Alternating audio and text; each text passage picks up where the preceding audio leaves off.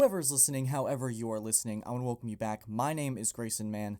This is the Man with the Plan podcast, episode 16. Before we begin, as always, I want to thank you guys for the continued support on the podcast, the YouTube channel, everything. Everything has been absolutely fantastic. I have just no words but thank you for you guys. It's been an unbelievable just to see the growth that we've continued to have. And we are now on Apple Podcasts.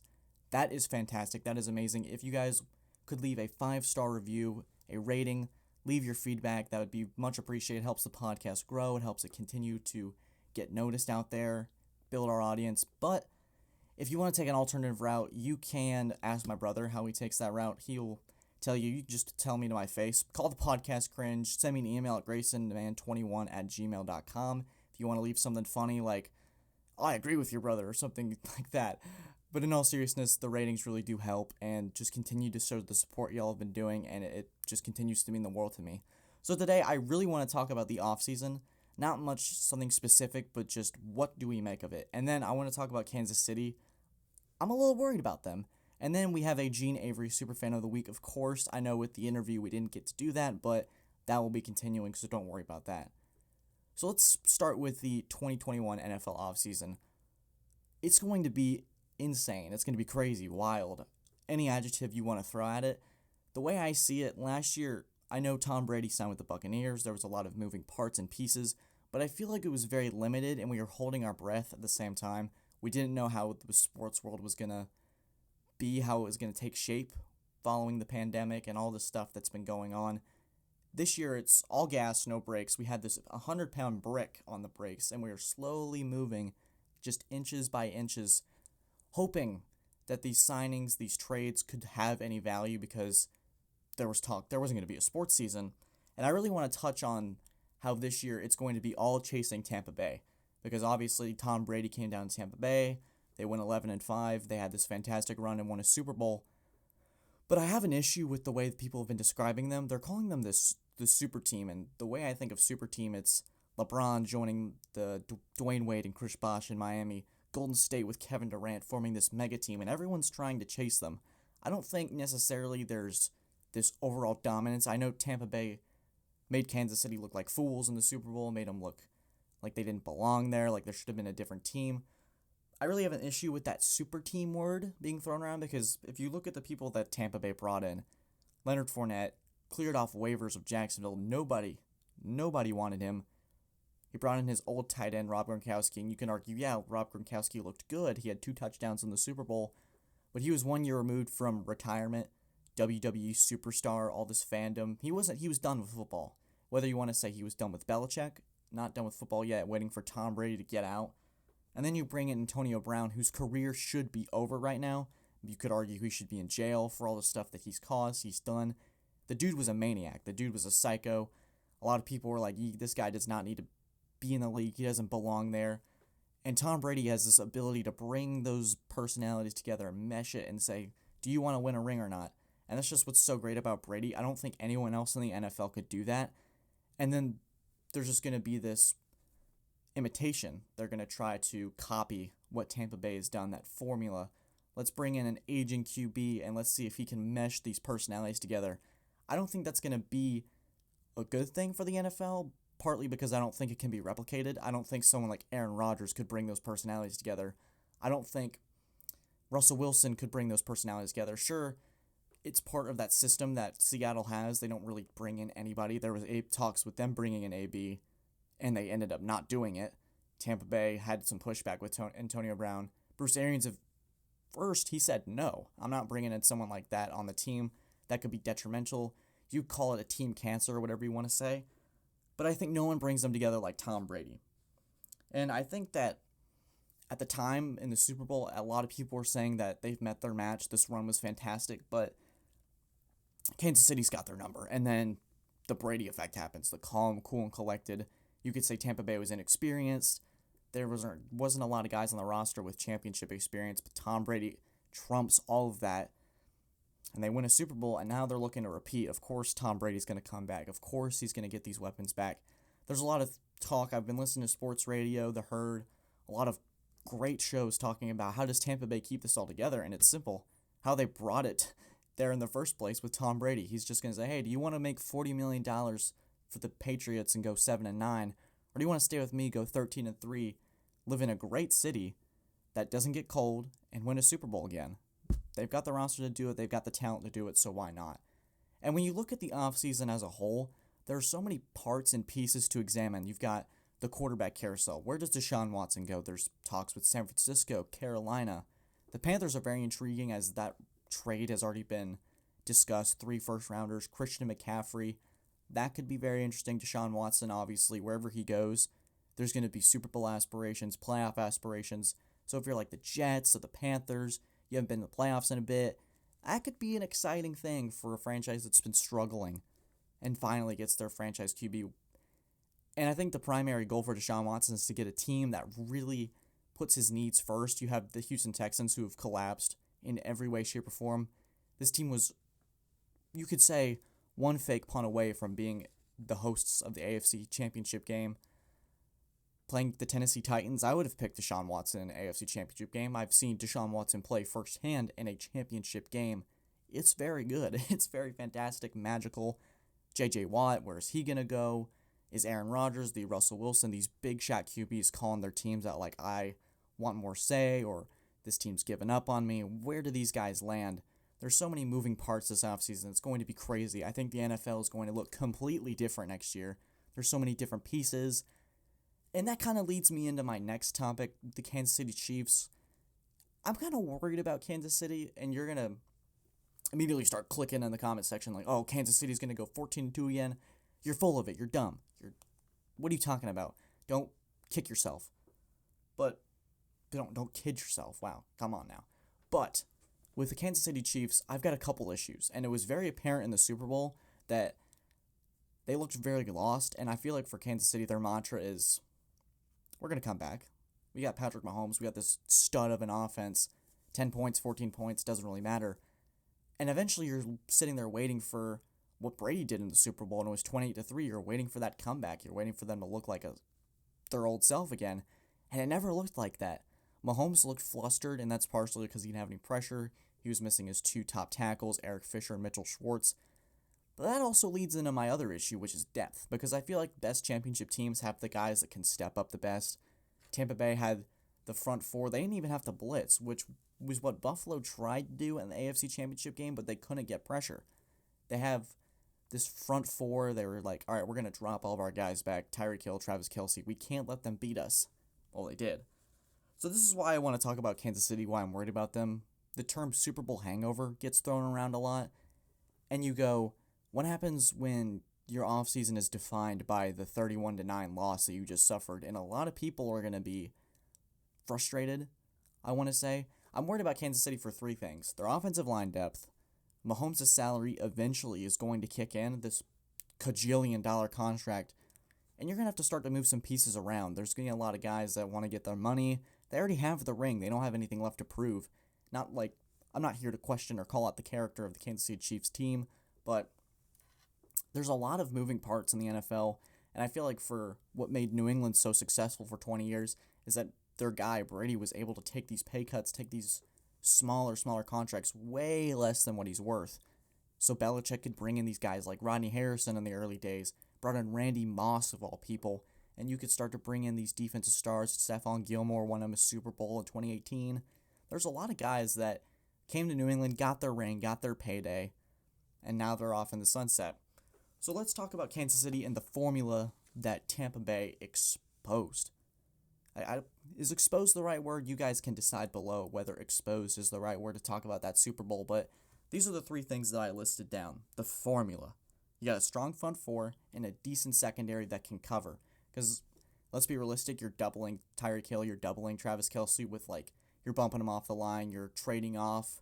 That's what New England did in 2018 in the AFC Championship game. They had, I think, J.C. Jackson or Jason McCourty, and then they had a safety over the top, and it was basically like you were playing tag. Like, if he comes in your zone, you're it. You're the guy that's guarding him. So it made it very difficult for Hill to get open on a streak or one of his longer routes. And I think that you need a good group of running backs because controlling the clock is so important because eventually Kansas City is going to move the ball, get some yards. You're going to want a good group of running backs that can either go by committee or a guy by himself that can take the time off the clock, keep them on the sideline, get them frustrated, keep them thinking. Tampa Bay did this. Leonard Fournette, Ronald Jones. Don't want to say LaShawn McCoy because he didn't play in the Super Bowl, which I thought was crazy. You've won 2 rings, and you've played in no Super Bowls. That's pretty crazy. And the third thing, you need confidence. I think a lot of these teams that go in there, you get down early, and it's like, well, shoot, here we go again. It's the Kansas City Chiefs. What are you going to do? But with Brady, I feel like the most important thing was he believed they could win the Super Bowl. It wasn't a losing fight going in. Like, they weren't in this big hole going into kickoff. And I feel like a lot of teams, it's not like they need to work on it, but seeing that film, they're going to start to believe that they can do it. So I have some teams that I listed, and one of them is the Oakland Raiders, the other team to beat them. They went 14-2. I'm not going to count that Chargers loss because Mahomes didn't play. The Chargers are, ironically, on that list that comes with it. So these are my teams. Chargers, Raiders, Ravens, Browns, Steelers, Washington. You're going to go, Washington? They don't have a quarterback. And they assigned Taylor Heineke to a backup deal, but they're going to find somebody. They got a good front four. Antonio Gibson, very good running back, trust me. The Chargers, Joey Bosa, Melvin Ingram, they've got a great roster. Casey Hayward, Chris Harris Jr., they got great corners. Obviously, Justin Herbert, great offense. Austin Eckler, he's the running back. Justin Jackson, he's also a solid running back. They could do it by committee or do it by themselves. The Steelers, I think that the Steelers have a fantastic defense. What they do with Ben Roethlisberger is a mystery at this point. But James Conner, I think they have that guy from Kentucky, if I'm not mistaken. No, yeah, Benny Snell, that's the guy. That's the guy I'm thinking of. And then they always have a decent offense, and they're always competing with teams. Cleveland, they competed with them in the playoffs. If Baker Mayfield can get OBJ back, Kareem Hunt, Nick Chubb, I think their defense needs some work, but they've got a good front four, and that's a start. And they're going to keep developing under Kevin Stefanski, which is very, very, very important to me. These are the teams that if they make the right moves and the right fit, I think they could compete. Cowboys, Titans, Broncos. The Broncos, to me, has always been a battle of, can we get our QB? I don't think Drew Lock's the guy. He's had 18 starts, 23 touchdowns, 18 interceptions. I think those are the correct numbers before I looked at them. Yeah, they are. Okay. Drew Lock's definitely not it. And I know I have a friend that's a Broncos fan, a couple. I know you're not going to hear this, but I think Denver needs to go searching. Maybe try to trade for Deshaun Watson. That's another one. The great thing about this offseason is that I forgot to mention, you really don't have a schedule. You don't have to follow like, oh, I need to talk about the Super Bowl this day. I need to talk about Week 16, this Sunday night game. This game is important. For the offseason, there's so many moving parts, so many different things to talk about, and I'm really excited to be able to cover the draft. Trevor Lawrence, Zach Wilson, Justin Fields, those guys are so talented. Devonta Smith, where is he going to land? Does he go number 1 overall? Absolutely not. It's going to be Trevor Lawrence. That will not be a discussion. Sorry, Brett Favre. I think free agency is going to be so huge. The running back class, the free agent class, the wide receiver class. The quarterback class isn't as strong. I think the quarterback class will be developed through trades, and that is really how you'll shake it up in the draft. Trevor Lawrence is a big name. Justin Fields, where will they go? I think for Fields, it's where he lands, and if he lands in Atlanta, I think that could be the steal of the draft, and you're going to say, steal, it's number 4, but you could learn under Matt Ryan and have Julio Jones, Calvin Ridley, Todd Gurley, Austin. There's so many big weapons. I meant to say Austin Hooper, but it's Hayden Hurst now from South Carolina. And I think everyone now has backtracked to the Kansas City thing. I think everyone now has the film, and that film you're going to be able to watch for 6 months, do drills in training camp, preseason. The most important thing is we have an offseason now to work. There's going to be a lot of teams that didn't make the playoffs last year simply because they were given like this 50-foot hole and they said, go jump in it. This is your NFL season. I think for a lot of NFL teams, they're starting to find themselves. The better teams with the better talent, obviously, were very better than others. And I think for teams like Carolina, were just trying to find themselves early on in the season with a new coach. You now have an offseason where you can develop a whole program, a statement, a mission. Have a preseason where you can find your guys, make those roster cuts, those tough choices. So you really have 53 guys that you believe in. That offseason is going to be so important. The NFL has their protocols. They know what to do now. They have the testing. They got all the resources, so there's no excuse on why we shouldn't have a full offseason now. That's just my opinion there. And I think that for Kansas City, this isn't some like, oh, Kansas City's going to miss the playoffs or something. They're going to go 9-7. They're probably going to win the division. They're probably going to make a playoff run. But I think Kansas City's now got to turn around every now and then. They're going to have to look back and see who's over their shoulder. And I think the Chargers could be their biggest threat because they're going to play them twice a year. I think the Chargers are going to be a playoff team. They're going to find a way to sneak in there. Justin Herbert was the best quarterback of the draft. I don't know if we'd say that differently if Burrow was playing, but Burrow was on a worse team, so we'll see how that develops. I'm just excited to see how teams now react because it seems like the box has been opened on Kansas City secrets, and you just need some confidence to break that apart. And you saw the Kansas City Chiefs during the Super Bowl, and it's been almost a couple weeks since the Super Bowl's over, but the thing that I took away the most, and we didn't mention it in the interview with Tigers Talk Rugby, shout out to them. Please go check them out. They're a fantastic podcast. They're great guys. They're so much fun to be around. If they're listening to this, shout out to you guys. You guys are working on an excellent podcast. I wish my podcast was the quality of yours. It's fantastic. But I digress.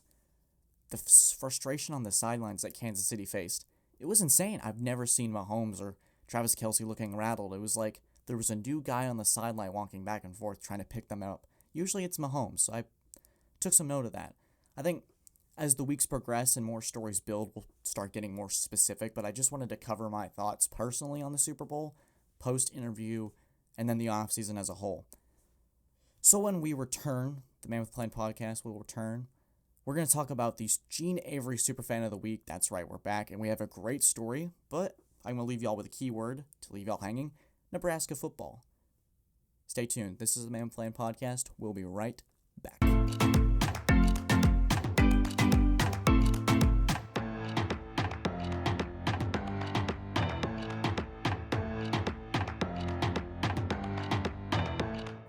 Alright, and we are back. It's time for the Gene Avery Superfan of the Week. If you guys been following the podcast, you know a little bit about the whole thing. Hopefully you guys are enjoying this new addition to the show, and if you're tuning in for the first time, this is the origin of the Gene Avery Superfan of the Week. It was episode 13, and you may want to go back, catch up, listen to it, help support the podcast. I did a story about Gene Avery, who was a lifetime Buffalo Bills fan, 95 years old, and her story made me realize just how much I love the passion that I find with these fans and their fan bases and the teams. So in doing research, I have to say that one of the hidden perks about this is finding the traditions of these teams that I'm not really familiar with. And traditions are what makes the game special. It's what they're all about. I'm also learning some really cool facts, some tidbits about these teams, which is pretty cool because I'm kind of a sports nerd in that way, if you want to classify that. I love the useless sports knowledge and history because eventually I'll have something to talk to my roommates about. I got to bring up some random facts and tidbits while we're watching TV. Like, oh, did you know this was a thing in 1967? They're like, Grayson, please shut up. And I'm like, all right, cool. So today I'm going to share a story about a fan in the Big Ten, an absolute legend in Cornhusker Nation. Talking about Nebraska football here. It's going to be great. I'm not sure if I've ever really heard about this, but in ACC, SEC country here in Clemson, South Carolina, we're kind of football worshipers, or we are the self-proclaimed ones. But Nebraska, they got us beat. I don't think any of y'all know this, but if you do, please comment below and shout it out. You had every single home game. They've had every single home game sold out since 1962, and they hold the record on that one. At the time this article was written, which I believe was 2019, that is 375 home games. Now, of course, we have to take into account what COVID did. They messed up all the streaks, the records, but in the pre-COVID world, that's pretty spectacular. I never would have guessed Nebraska was the record holder for that, but I'm pretty impressed. Especially me growing up, Nebraska's not been fantastic, but they've always been associated with old-time, legendary, blue blood football program. So this one guy who's absolutely amazing, he was around when this stadium streak began, and this was the guy, our Gene Avery Superfan of the Week, is by the name of Warren Nelson. Sadly, Warren Nelson passed away in 2015, but his story nonetheless is remarkable, and he is what captures the true essence of the superfan. So let's go. Warren Nelson's start to the official Nebraska streak was all the way back in 1947, and wow, that is so long ago. At that time, Harry Truman was the president of the United States, and World War II had ended 2 years before that. It sounds like such a long time ago, but it really isn't. In 1947, most Americans really didn't have a television in their home, and to see a football game, you just had to go. So I did a little investigating in 1947. There was an estimated number of 15,000 TV sets in neighborhood homes. There were 144 million people on the United States. I was about to say the planet, like I'm an idiot. So to put these numbers in perspective, that means that roughly out of these 10,000 households, only one had a TV. And hopefully I did that math right. If you didn't, you can email me, tell me what a math nerd I am, which is the complete opposite. I'm really bad at math. You can tell me you need to take some like basic addition again. I'll be like, all right, cool. Anyways, this brought to my attention is the attendance streak ended in 2013 of Mr. Warren Nelson because he had surgery to insert a pacemaker in his heart in 2013. And his doctor said his heart could not handle any more Nebraska games. So what are the numbers on this personal streak for Nebraska? He went to 67 seasons of O games. 67. I keep saying that number because I'm in awe of how amazing that is. But what's more amazing is what was going on in Mr. Warren's life in 1947. This Nebraska streak came 2 years just after his completion of World War II. Tell you guys you're going to be in shock, but during the World War II, he served under General Douglas MacArthur. That alone is pretty amazing, pretty spectacular. If you've heard Douglas MacArthur, the dude's basically a war legend in World War II. He was one of the cornerstones in why we were able to beat the Japanese in that war. Crazy stuff. I'm going to start sounding like a nerd, even more than I already do. So at the end of 1945 in the war, a Japanese kamikaze attacked the troop carrier that he was on, sinking the ship, and Mr. Nelson and the other servicemen who managed to survive the attack found themselves on a new challenge. Alone in the Middle Pacific, they were left in the water for 2.5 hours until a destroyer was able to come and rescue them. Can you imagine that for a second? How scared you would be, having just witnessed your ship being attacked and then sunk, and then being in the water, not knowing what's under you, what's happening, and you're all alone. I would love to hear more about this survival story, and I've reached out to his family, but for now I'm super grateful for his service and everything that he did. That sacrifice is unheard of. So what does he come home to do after that? Just casually goes to a Nebraska football game for 67 straight years. That streak is insane. His Nebraska memories of being a fan were very interesting to me. Back then his stadium was open on either end. Behind the goalposts were there 2 sets of wooden bleachers at either end of the stadium. And according to Nebraska fans, this seating is referred as the knot hole. It was a place where kids could get a ticket for super cheap, and I read another Nebraska fan's comment that he paid 25 cents to get a knot hole ticket in the 30s. Wow. Sometimes they would really let us poor kids in, he says on this quote. The boys sat in the south end and the girls sat in the north end. Nebraska football was a serious business, and there was no time for flirtations to distract these fans. So the girls were seated on the other side of the end. That's funny. Now, on the other end of the knot hole, it was common to find a football. You would bring a football to the stadium so that you could play during halftime. It was here that Warren began his streak as a Nebraska fan in 1947. And in 1964, when the university began some construction, which would result in the expansion of the end zones, it didn't stop Mr. Nelson. No, it didn't. His seats may have been moved, but his loyalty to the Nebraska Cornhuskers never wavered. Section 7, row 40, seats 13 and 14, where his wife Cecilia was by his side until their games in the later years. And his son eventually would become his new football companion. He jokingly says in a quote, "I wore my wife out. It's amazing to me that someone can go 67 years, almost 7 decades, and not miss a home game. Think about it. Life interrupts a lot of things. Weddings, funerals, illnesses, but yet, this guy was here for everything. He was always present for the Cornhuskers, and he was honored by the university, and he's been such a source of pride for Nebraska football. Loyalty to the team, loyalty and service to his country, that is amazing. So obviously, we salute this amazing Superfan of the Week in Norman. Just an amazing guy. And actually, before we end this Super Fan of the Week segment, I want to talk about Nebraska fans in general. They're apparently very, very different than what you'd expect for a football fan. You know, a lot of football fans, like, let's take Philadelphia, for example. Nasty, mean. You're like, if you're a Philadelphia fan, I'm so sorry, but that's just the things I've heard when you go to a Philadelphia Eagles game. It's just different. But apparently these guys are very, very nice. Let's take a right tackle here from Michigan State.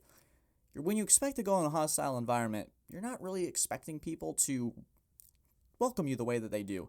When you walk in there, people say, "Welcome to Lincoln. It's a pleasure to have you here. We wish you all the best." And as a player, you really don't know how to cope with that.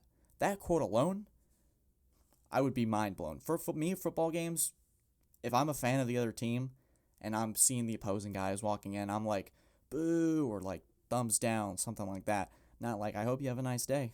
Hope you have a great football game, man. Hope you get those catches and stats, man, for your money. That's just not what I would do. It's absolutely insane.